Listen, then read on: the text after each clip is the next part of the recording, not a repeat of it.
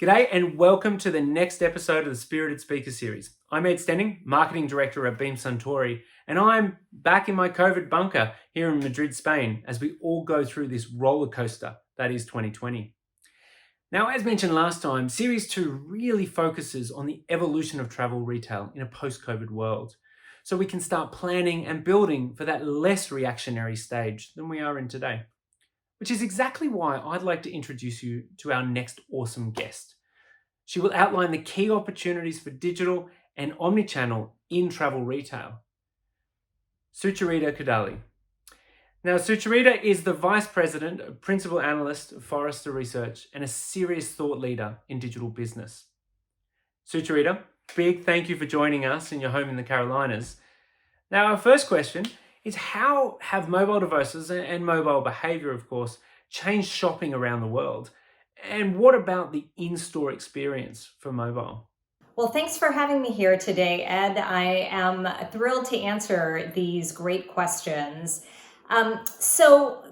With respect to what is it about mobile devices that's changed shopping and how has it changed around the world, I would probably start by talking about all of the different ways that mobile has shaped shopping from a pre-shopping standpoint, an actual purchasing standpoint, and a post-purchase standpoint as well.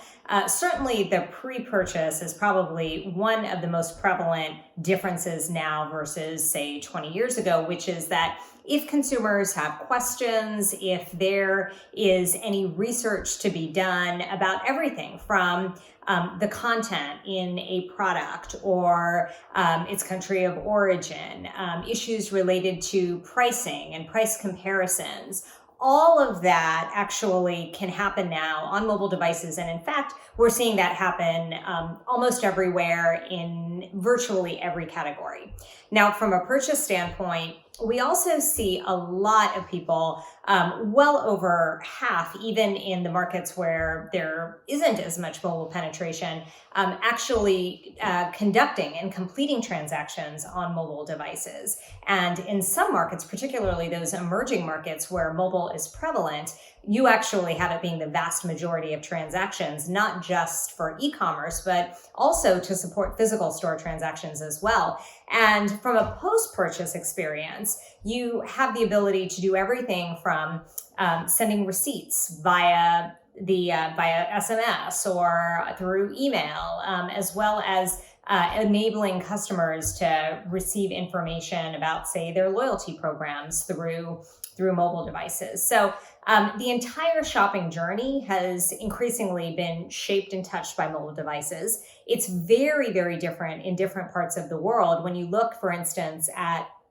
developing countries, the phone is actually the primary computing device for consumers in markets like China and even in India. And in those cases, the mobile device is the device that they use for all parts of those journeys. But interestingly, when you take some of the more developed markets, like, say, the US or the UK, these are consumers who actually started purchasing online first, often on their laptops, bigger screens. They're used to other more forms of payment like credit cards, and that a lot of consumption is still very much rooted in those types of devices and in those types of payment forms. So mobile is often one step in the journey. It's not always something that captures all parts of that.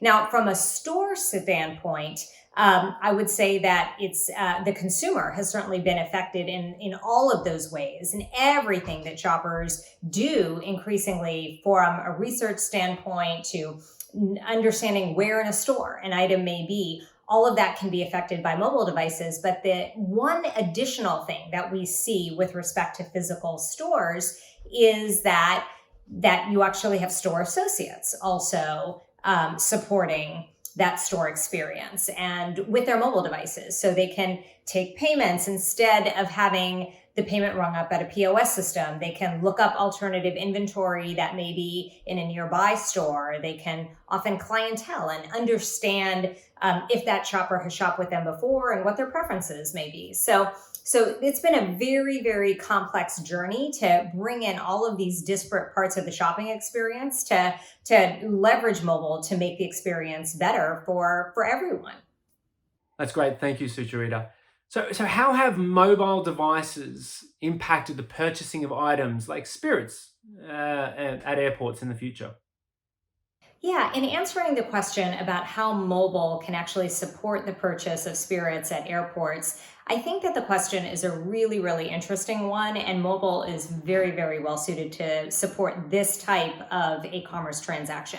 When you look at purchasing anything duty free at an airport, there are so many points of friction. You actually have to be there at the venue, you have to have enough time, you often have to be approximately close to that venue too, because if you have two gates and you're connecting and they're miles apart, it's often another point of friction to have to go into the store, complete the transaction, and kind of get to where ultimately you need to go. And it's really a transaction that's very well suited to leisure travelers with hours long layovers.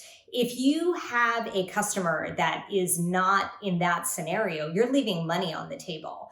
And that's where mobile can really, really be handy and can come in to support that customer experience. And all of those points of friction can be reduced with, say, a mobile app, which lets customers research what they want ahead of time. You can see the inventory. You aren't constrained even by the particular physical store where you may be purchasing at. If there are a number of stores of that brand across the entire airport, you would have the ability to access all of that merchandise. And you can then order it ahead of time. You can have it sent to the gate where you'll be next going. And all of those things are simply made much, much easier through that mobile experience. And even things like the payment process is also something that can be very well supported through mobile devices, because the mobile devices have that capability of doing everything from storing that credit card information, storing boarding pass information, storing the passport information, all of which is essential in completing that transaction. So when we're looking at ultimately increasing sales, reducing friction, and doing so in a way that is great for the shopper as well as fantastic for the merchant, it's really that it's a no-brainer of an experience. And so, Drew, why is omnichannel important in a sector like spirits for travel retail? And how do you think it can support the path to purchase in the in-store experience?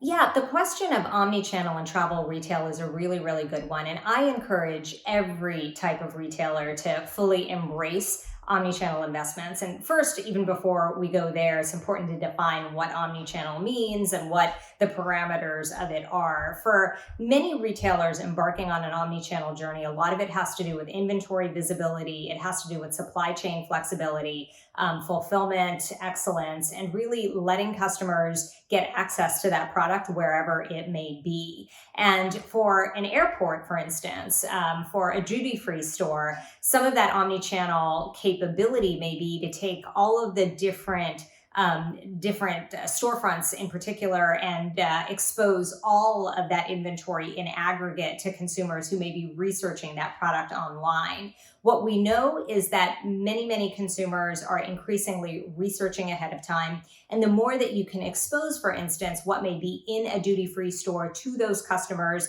who know that they'll be coming to that airport, they plan to shop, they may or may not have enough time, they may or may not be, kind of close to the gate where that particular store is. But by exposing that information online, allowing them to purchase that product and then to pick up that product when they get there is really what the power of omnichannel is altogether.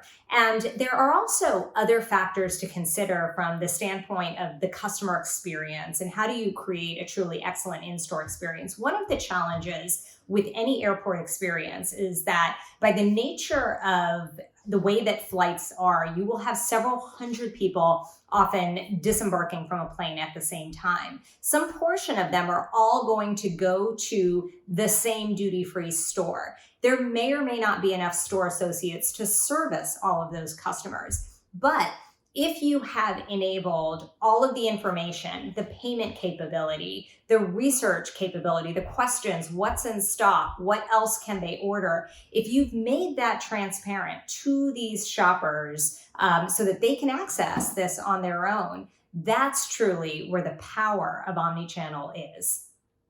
That's fantastic, Sucharita. COVID really has been a major driver for digital transformation along the customer experience for travel retail. And these are wonderful principles. As we as an industry, we can put in place to find that perfect win-win for both the retailer and the shopper, as you say. So folks, that's all from us on the Spirited Speaker Series today. Any speakers you'd like to hear from or give us any feedback, please reach out. We'd love to hear from you. So that's it from here in my bunker in Madrid. Thanks and cheers.